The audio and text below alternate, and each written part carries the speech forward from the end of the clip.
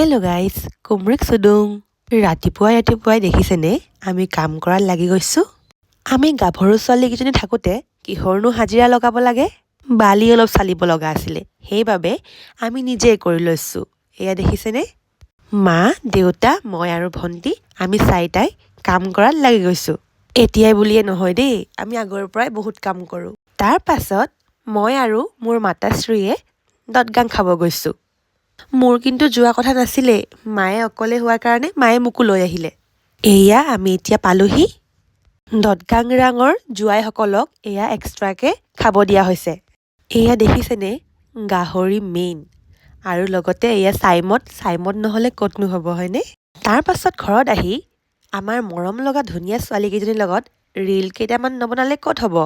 আমি সাজি কাচি কেইটামান ৰীল বনাবলৈ ৰেডি হৈ গ'লোঁ। প্ৰেক্টিচ কৰি মিলাই থাকোঁতে বহুত টাইম লাগিছে।